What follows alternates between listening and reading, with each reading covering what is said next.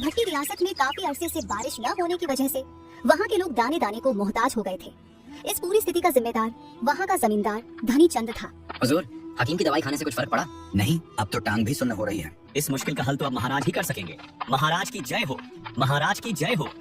महाराज, हम आपके पास फरियाद लेकर आए हैं। बारिश न होने की वजह से हमारी फसल बर्बाद हो गई है। अब तो हमारे घर में खाने के लिए भी कुछ नहीं बचा। हमारे बच्चे भूखे प्यासे मर रहे हैं। अगर आप अनुमति दें तो रब से कोई दुआ फरियाद करें। शायद वह हमारी फरियाद सुन ले और बारिश बरसा दे, जिससे हमारी फसल अच्छी हो जाए। नहीं नहीं, खबरदार, रब के आगे कोई फरियाद नहीं करेगा। रब किसी की बात नहीं सुनता। तुम लोगों की फरियाद मैं सुनूंगा। मैं तुम्हें सबको राशन दूंगा। धनी चंद ने लोगों को अनाज दिया और उन्हें भेज दिया। ये कहानी एक जालिम बादशाह और उसकी बेटी की है।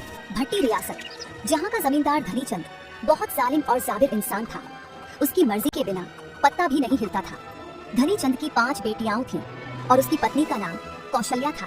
धनी चंद अपनी रियासत के लिए एक वारिस चाहता था, जो उसकी पत्नी कौशल्या उसे न दे सकी। धनी चंद वारिस न होने की वजह से बहुत परेशान रहता था।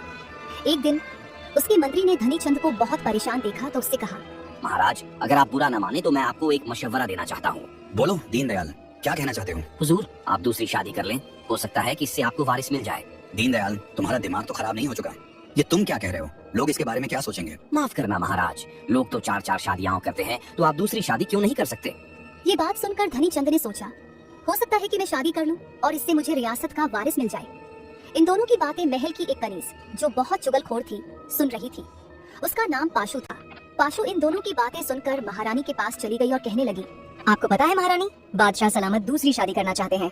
ये तो अच्छा है ना, हमारे महल में एक वारिस पैदा होगा।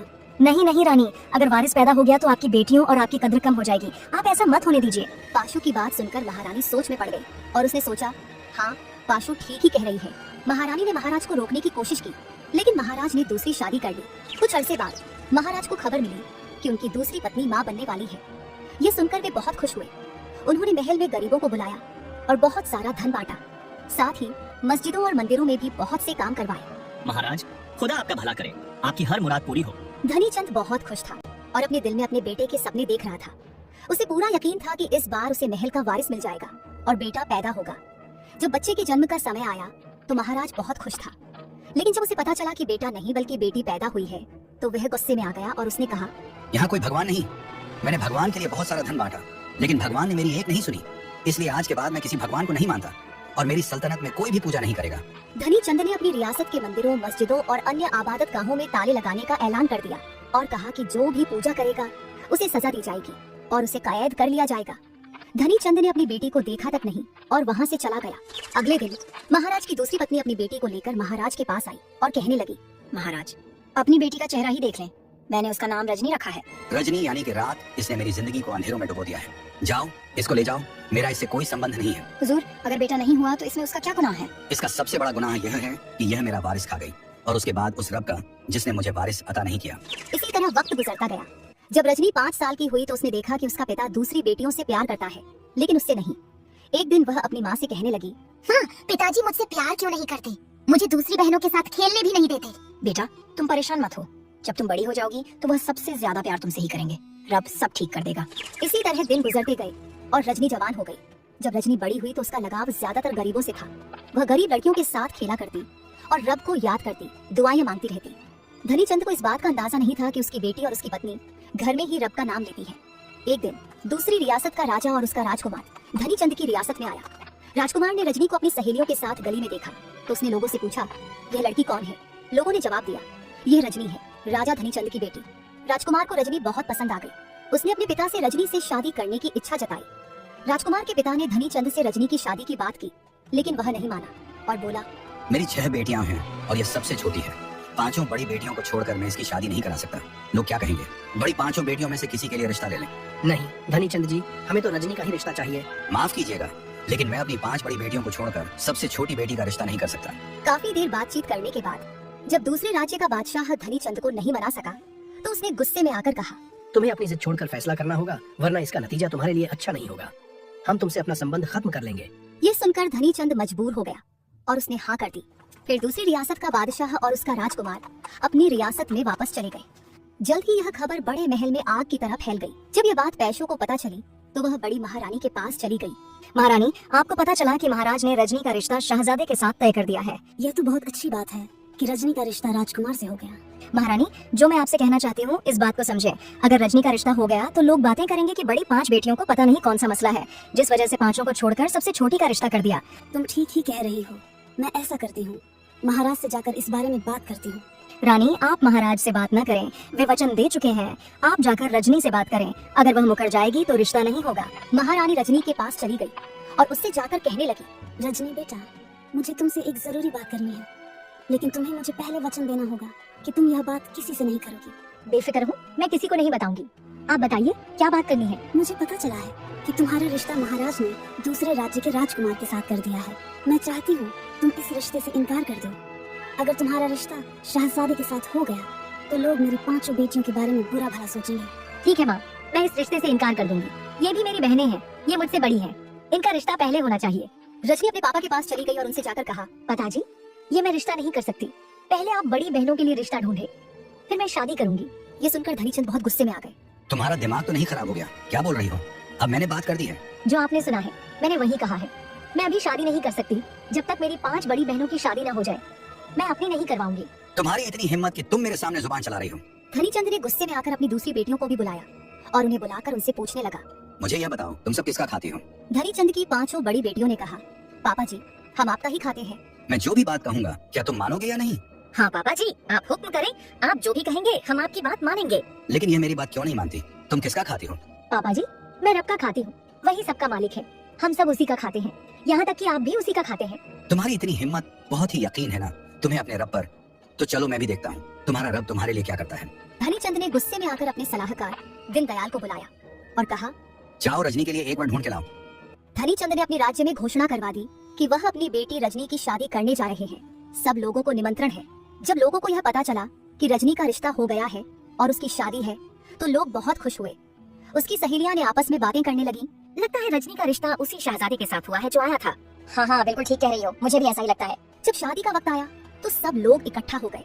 मंडप सजा हुआ था, रजनी को बैठा दिया गया और राजा के सिपाही एक आदमी को लेकर आ गए। वह आदमी अपाहिज और कुष्ठ रोगी था। सब लोग हैरान रह गए, ये कौन है और इसे यहाँ क्यों लेकर आए हैं? रजनी की शादी इस इंसान से होगी। पंडित भेड़े शुरू करो। ये सुनकर रजनी की सहेलियां सब हैरान रह गई और लोग आपस में बातें करने लगे। ये कैसा पिता है, अपनी बेटी पर जुल्म कर रहा है? रजनी की माँ ने कहा, महाराज आप ये क्या कर रहे हैं? ऐसा जुल्म न करे, ऐसा जुल्म न करे, मेरी बेटी पर रहम करे। रजनी तुम उठ जाओ, ये शादी हरगिज न करना। रजनी की माँ ने रजनी को बहुत रोका, लेकिन रजनी न मानी और रजनी ने अपनी माँ से कहा, माँ ये मेरी किस्मत में है, जिस तरह पापा जी ने कहा ऐसा ही होगा, ये शादी मैं जरूर करूंगी। इस तरह रजनी की शादी हो गई और वह अपने पति के साथ चली गई। सब लोग जानते थे कि यह गलत हो रहा है, लेकिन कोई भी धनीचंद को रोक नहीं सका, क्योंकि वह पूरे राज्य का राजा था। इसलिए उसके खिलाफ जाने की किसी में भी हिम्मत नहीं थी। जब रजनी अपने पति के साथ उसकी बस्ती में गई तो उसकी बस्ती के लोग उसे मजाक करने लगे। अरे भैया, ये देखो, इस मजदूर की भी इतनी खूबसूरत लड़की से शादी हो गई। लोगों ने बहुत मजाक उड़ाया। रजनी का पति खुद भी जानता था कि मैं इस काबिल नहीं हूँ कि मुझसे इतनी खूबसूरत लड़की शादी करे। उसने रजनी से कहा, तुम यहाँ से चली जाओ, ये तो मेरी किस्मत में लिखा है। ये लोग मुझे बहुत जलील करेंगे, तुम मेरी वजह से जलील ना हो।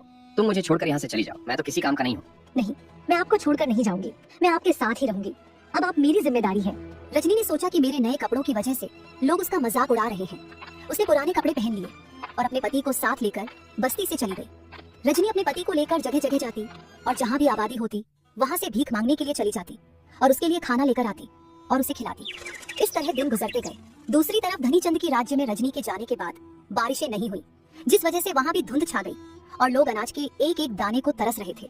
धनीचंद का दूसरे राज्य के राजा के बेटे के साथ रजनी की शादी न करने की वजह से उनके साथ भी धनीचंद का संबंध खत्म हो चुका था, जिस वजह से उन्होंने भी धनीचंद की कोई मदद नहीं की।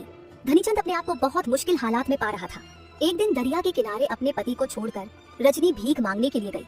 पति ने जब देखा कि यह मेरी वजह से परेशान हो रही है तो उसने सोचा कि मैं ही मर जाता हूँ।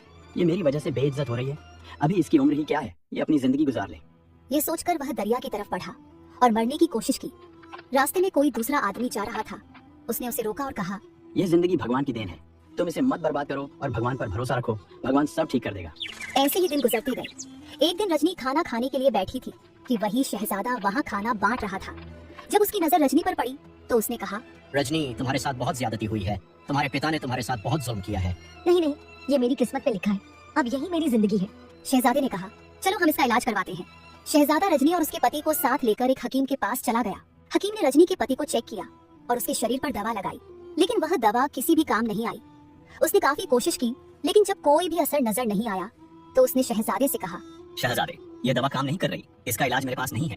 तो फिर कहाँ है इसका इलाज? यहाँ से दूर एक जगह है, वहाँ एक बुजुर्ग रहते हैं, वही इसका इलाज कर सकते हैं। शहजादे ने कहा, चलो ठीक है, हम सुबह ही निकल जाएंगे। नहीं शहजादे, आप हमारे साथ नहीं जाएंगे, ये मेरी जिम्मेदारी है, मैं ही उसे लेकर जाऊंगी। इस तरह रजनी अपने पति को साथ लेकर चल पड़ी और एक बुजुर्ग के पास चली गई। जब बुजुर्ग ने रजनी के पति को देखा तो उन्होंने कहा, पिछले जन्म में इसका एक खेत था, वह इस खेत में फसल उगाता था। इस खेत में एक पेड़ था और उस पेड़ पर पक्षी रहा करते थे। वे उसकी फसल से खाना खाते थे। एक दिन उसने सोचा कि ये पक्षी मेरी फसल को खा जाते हैं। उसने पेड़ को आग लगा दी। पक्षी तो उड़ गए, लेकिन उस पेड़ में जो पक्षियों के घोंसले थे वे जल गए। घोंसलों में छोटे छोटे बच्चे थे, वे भी जल गए। उसे उसी का दंड इस जन्म में मिला है। इसका इलाज एक दरबार में है। उस दरबार में एक तालाब है। अगर वह सच्ची नीयत से वहाँ जाकर तौबा कर ले और उसमें नहा ले तो उसका कोढ़ और अपाहिजपन खत्म हो जाएगा। यह सुनकर रजनी अपने पति को साथ लेकर उस दरबार की तरफ चल पड़ी। रास्ते में उसे बहुत थकावट महसूस हुई और जब वह दरबार के पास पहुंची तो उसे बहुत ज्यादा भूख लगने लगी। वह बहुत थकी हुई थी, इसलिए उसने पास की बस्ती से खाना लाने का फैसला किया। उसने पेड़ के नीचे अपने पति को छोड़ दिया और खुद खाना ढूंढने के लिए उस बस्ती में चली गई। वह अपने पति को जिस जगह पर छोड़कर गई वहाँ एक तालाब भी था। उसके पति ने देखा कि एक कौवा तालाब में डुबकी लगाता है। पहले वह काला था, लेकिन जब वह डुबकी लगाकर तालाब से बाहर निकला तो उसका रंग सफेद हो गया। उसके पति ने सोचा कि हो सकता है यह वही तालाब हो जहाँ हमें बाबा जी ने भेजा है। उसके पति ने कौवे को देखकर तालाब में डुबकी लगा दी और डूबते हुए रब से तौबा की ओर दुआ मांगी। कुछ देर बाद उसका कोढ़ और अपाहिजपन खत्म हो गया और वह ठीक होकर पानी से बाहर निकल आया। जब रजनी ने आकर देखा कि मेरा पति कहाँ है तो उसकी नजर उस व्यक्ति पर पड़ी जो बिल्कुल ठीक हो चुका था। उसने रजनी से कहा, मैं ही तुम्हारा पति हूँ। मैंने इस तालाब में डुबकी लगाई और मैं ठीक हो गया। लेकिन रजनी नहीं मानी। उसने कहा, नहीं तुम मेरे पति नहीं हो। दो आदमी वहाँ से गुजर रहे थे। वे दोनों रुक गए और पूछा, क्या हुआ, क्या माजरा है? रजनी ने बताया, ये मेरा पति नहीं है, मेरा पति तो बीमार था। पति ने कहा, मुझे शिफा हो गई है। लेकिन रजनी नहीं मानी। वे दोनों आदमी उसे लेकर दरबार के बुजुर्ग के पास चले गए। बुजुर्ग ने पति को देखकर कहा, बेटा रजनी, यह तुम्हारा ही पति है। उसने सच्ची नियत से तौबा की और पिछले जन्म की गलती स्वीकार कर माफी मांगी और वह ठीक हो गया है। तुम्हारी तपस्या और मेहनत रंग लाई है और भगवान ने उसे शिफा दे दी है। रजनी अपने पति को साथ लेकर अपने पिता धानी चंद के राज्य में जब दाखिल हुई, जहाँ पर कहर पड़ा हुआ था, उसके दाखिल होते ही वहाँ बारिश होना शुरू हो गई। लोगों ने जब रजनी को देखा तो कहने लगे, ये कोहरा रजनी के यहाँ से चले जाने की वजह से था, अब वह आ गई है तो बारिश भी आ गई। लोगों ने उसके पति को देखा और हैरान रह गए कि यह तो बिल्कुल ठीक हो गया है। इस तरह रजनी अपने पिता के पास गई तो वह बिस्तर पर लेटा हुआ था। उसने जब रजनी को देखा तो हाथ जोड़कर उससे माफी मांगी। मुझे माफ कर दो बेटा, मैंने तुम्हारे साथ बहुत ज्यादती की है। बाबा, मैंने आपको माफ कर दिया है। यह पानी पी लीजिए, इस पानी से मेरे पति को शिफा मिली है। पिता ने वह पानी पिया और वह भी ठीक हो गया। रजनी की माँ ने रजनी के पति और अपनी बेटी को गले से लगाया